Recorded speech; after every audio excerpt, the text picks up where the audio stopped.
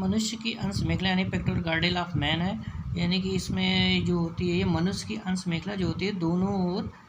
अर्ध भाग अलग अलग होते हैं, यानी कि जिससे ये दिखाई दे रहा है अर्ध भाग एक इधर होगा एक साइड में, एक इधर साइड में, यानी कि दोनों अलग अलग कंधे के नीचे ये अलग अलग होकर ये जो अर्ध भाग होता है ये क्या होता है, ये लगभग तिकोनी यानी कि एक्सेप्ट करते हैं as like triangle but not pure triangle, यानी कि पूरी तरह से ट्रायंगल नहीं होती है लेकिन तिकोनी हड्डी जैसी हुई तिकोनी और चपटी अस्थि का बना होता है, जिसे आप स्कैपुला कहते हैं। ये इस तरह से भाग जो दिख रहा है ये स्कैपुला होता है। इसे ये भाग जो होता है पीठ व गर्दन के दोनों ओर, जो पीठ होती है और गर्दन उसके नीचे साइड में कह सकते हैं, उनको दोनों साइड में पसलियों के पीछे, यानी पसली आपके जो रिब केज होता है ये आपके आगे होती है, इसके पीछे साइड में ये पसलियों के पीछे गर्दन के दोनों, पीठ व गर्दन के दोनों साइड में और पसलियों के पीछे स्थित होती है। हड्डी का चौड़ा भाग जो जिसमें आपका हड्डी का जो इसमें दिख रहा है चौड़ा भाग जो होता है चपटा वाला भाग होता है, ये काफ़ी जो होता है ये ऊपर की ओर होता है तथा नुकीला वाला भाग ये आपका नीचे साइड में होता है। इसको आप आसानी से अपने हाथों के माध्यम से टच करके पीछे बैक कंधे के नीचे अगर टच करके देखा है जाए तो ये आसानी से महसूस किया जा सकता है कि ये आपका तिकोना जैसा भाग चपटा सा चौड़ा भाग दिखाई देगा और साइड नीचे आपको किनारे, या किसी को आप बच्चों में अक्सर देखा होगा खेलते हुए कूदते हुए कि हाथ पैर अगर ऊपर कर रहे हैं तो वो आसानी से ये आपको अंश मेखला जो होती है यानी पेक्टोरल गार्डल ऊपर की ओर दिखाई दे जाती है। तिकोना यानी कि उभरा हुआ जब उसके हो जाती उभरा हुआ हिस्सा नज़र आता है, ऊपर चिपटा हुआ नीचे तिकोना भाग होता है। स्कैपुला के जब पीछे के भाग में एक उभार होता है, स्कैपुला के पीछे भाग में एक छोटा सा उभार होगा जो एक उठी हुई छोटी सी दीवार की तरह से दिखाई देता है। जो ये स्कैपुला जैसे इसमें एक छोटी सी उभार जैसे स्ट्रक्चर नज़र आ रहा है जो इस तरह से दिखाई देगा, उठी हुई छोटी दीवार ऐसे लाइक जैसे वाल के टाइप में जैसे दीवार जैसी स्ट्रक्चर नज़र आती है इस तरह से दिखाई दे रहा है। तो ये जिस तरह से है ये इसी को कंटक कहते हैं, यानी कि इसको स्पाइन कहा जाता है। इसी के कारण जो ये होता है जो कंटक के कारण ही लगभग आपको ये दो भागों में लगभग बटा हुआ नज़र आ रहा है, डिवाइड जैसा दिख रहा है। तो ये अंश मेखला का जो ऊपरी भाग चपटा वाला होता है, जैसे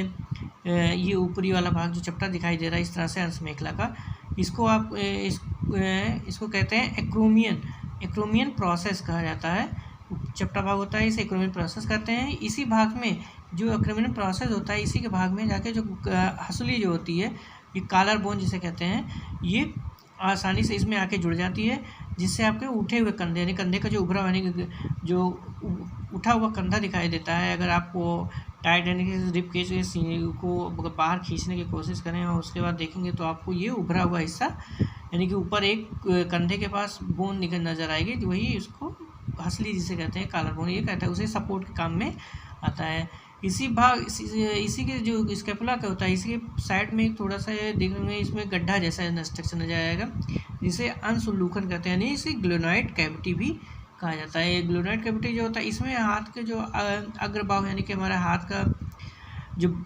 का वो जो ह्यूमरस बोन्स होती है ये इसी में आके सेट हो जाती है। यहाँ पे एक कैविटी जैसे नज़र आ रही है, ये कैविटी जो होती है इसी में आपकी ये बॉल जैसे स्ट्रक्चर यानी ये आपकी जो कैविटी जैसे नज़र आ रही है यानी सॉकेट का काम करती है। वो ह्यूमरस की जो बोन्स होती है ये कॉर्नर पे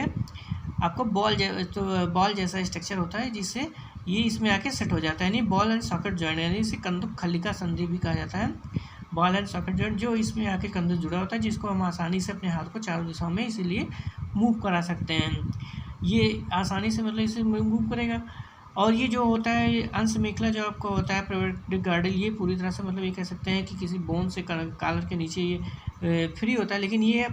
रिब के यानी पसलियों से जाके रिब से मसल्स के माध्यम से जुड़ा होता है, यानी इस तरह से डायरेक्ट बोन्स तो नहीं जुड़े होते लेकिन इसमें जो मसल्स के माध्यम से ये रिब से जाके अटैच होता है। इसका मेन फंक्शन जो होता है कंधे का निर्माण करना, इसकी अस्थियों के द्वारा ही कंधे का जो होता है निर्माण होता है जिसे। और हंसली जो पाई यानी कॉलर बोन जो होता है इसका एक सिरा जाके स्टर्नम से जुड़ा हुआ होता है, एक तो यहाँ से जुड़ा है दूसरा भाग स्टर्नम से जुड़ा रहता है जो रिब केज के सामने होता है। उसमें आसानी से जो श्वसन क्रिया या अपने कंधे को आगे सीने को आगे फुलाने की कोशिश करें तो ये खिंचाव उसके और बढ़ता है इस तरह से। और यहाँ पे अंशुल्लूखन पाई जाती है जो इसको यानी ग्लेनॉइड कैविटी जो इसको मूव कराने में, बोन्स को यानी कि हाथों को मूव कराने में मदद करती है। तो ये और यहाँ पे एक उभरा प्रवर्त आप जैसे क्रोकोइड प्रवर्त कहते हैं, यानी ये जो होते हैं इसी में हंसली जो होती है यानी कॉलर बोन, इन्हीं कंटक और इसी के माध्यम से वो अटैच होते हैं, जिससे वो आसानी से कंधे का निर्माण करते हैं, जिसको हम आसानी से ऊपर नीचे कर सकते हैं। ये होता है जो उभरा हुआ दिखाई देता है। तो ये आपका पेक्टोरियल गार्ड होता है।